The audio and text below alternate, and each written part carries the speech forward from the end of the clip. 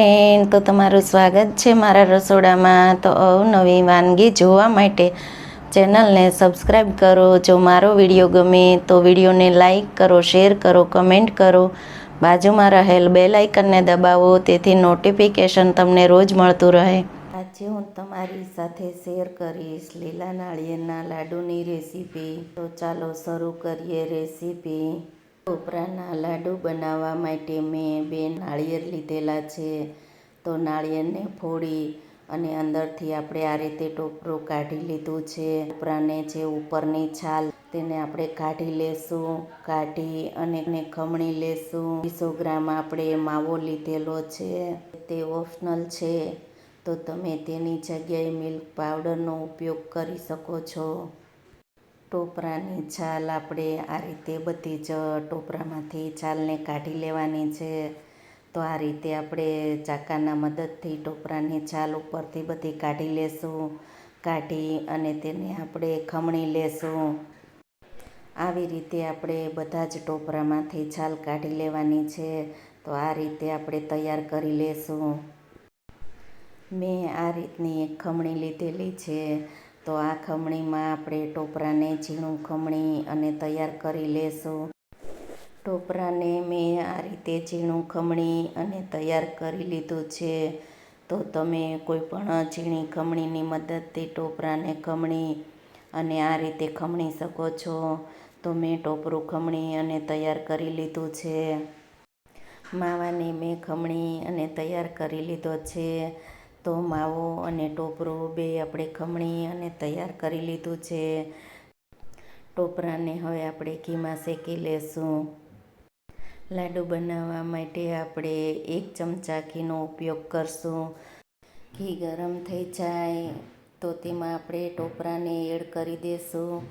તો ઘી એકદમ સરસ ગરમ થઈ ગયું છે, તો ટોપરાને એડ કરી દેશું। આપણે ટોપરાને શેકી લેશું। તો ટોપરું શેકવા માટે આપણે ગેસની ફ્લેમને મીડિયમ રાખવાની છે। હાઈ ગેસની ફ્લેમ ઉપર ટોપરું નથી શેકવાનું।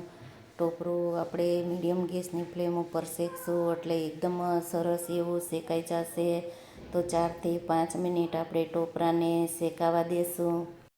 5 મિનિટ થઈ ગઈ છે। ટોપરું આપણું એકદમ સરસ એવું શેકાઈ ગયું છે। તો હવે તેમાં આપણે ખાંડને એડ કરી દેશું।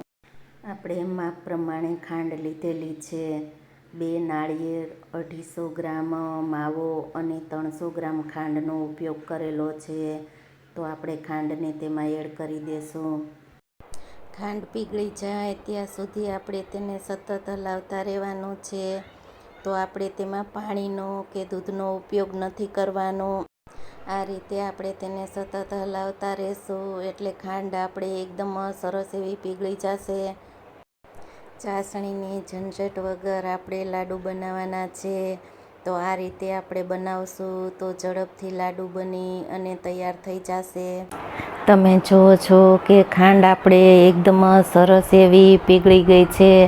તો હવે આપણે આને સતત હલાવતા રહેશું। આવી રીતે સતત હલાવતા રહેશું એટલે ખાંડની ચાસણી આવી જશે। ચાસણી આવે ત્યાર પછી આપણે તેમાં માવાને એડ કરી દેશું। 7 થી 8 મિનિટ આ રીતે આપણે હલાવશું એટલે આપણું આ મિશ્રણ છે તે એકદમ સરસ એવું તૈયાર થઈ જશે।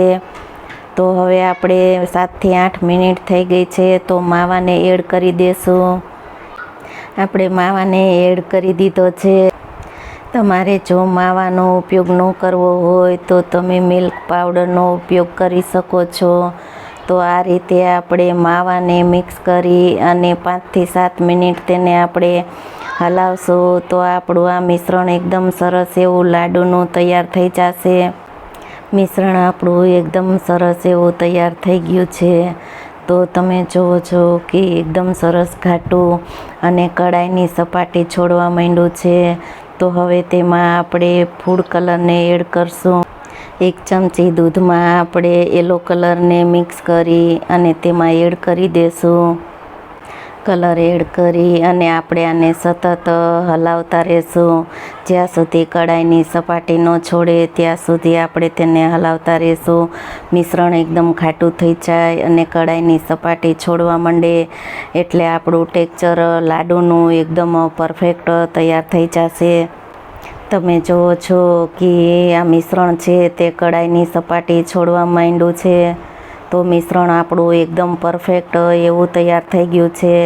તો લાડુનું ટેક્સચર પરફેક્ટ એવું તૈયાર થઈ ગયું છે. તો આ રીતે ચેક કરી લેવાનું. જો લાડુ વળી જાય તો આપણું ટેક્સચર એકદમ પરફેક્ટ છે. તો હવે આપણે તેમાં 1 ચમચી એલચી પાવડરને એડ કરી દેશું. તેને મિક્સ કરી અને ગેસને આપણે બંધ કરીએ. તેને આપણે એક પ્લેટમાં કાઢી લેશું. કાઢી અને 5 થી 7 મિનિટ ઠંડુ થવા દેશું. 5 થી 7 મિનિટ ઠંડુ થઈ જાય ત્યાર પછી આપણે લાડુ બનાવી અને તૈયાર કરી લેશું. તો તમને આ લાડુની રેસીપી કેવી લાગી? જો તમને મારી રેસીપી ગમે તો વિડીયોને લાઈક કરો, શેર કરો, કમેન્ટ કરો. બાજુમાં રહેલ બેલ આઇકન દબાવો તેથી નોટિફિકેશન તમને રોજ મળતું રહે. મિશ્રણ આપણું ઠંડુ થઈ ગયું છે. તો હવે તેના આપણે લાડુ બનાવી લેશું. તો આ રીતના બધા જ લાડુ બનાવી અને તૈયાર કરી લેશું. તો તમે જુઓ છો કે લાડુ એકદમ સરસ રીતે બને છે. તો આ રીતના લાડુ બનાવી અને બધા જ તૈયાર કરી લેશું. તો તમે જુઓ છો કે આપણા લાડુ એકદમ સરસ એવા બની અને તૈયાર છે અને એકદમ સોફ્ટ, મોઢામાં મૂકતા જ પીગળી જાય તેવા બની અને તૈયાર છે. તો તમને લાડુની રેસીપી કેવી લાગી?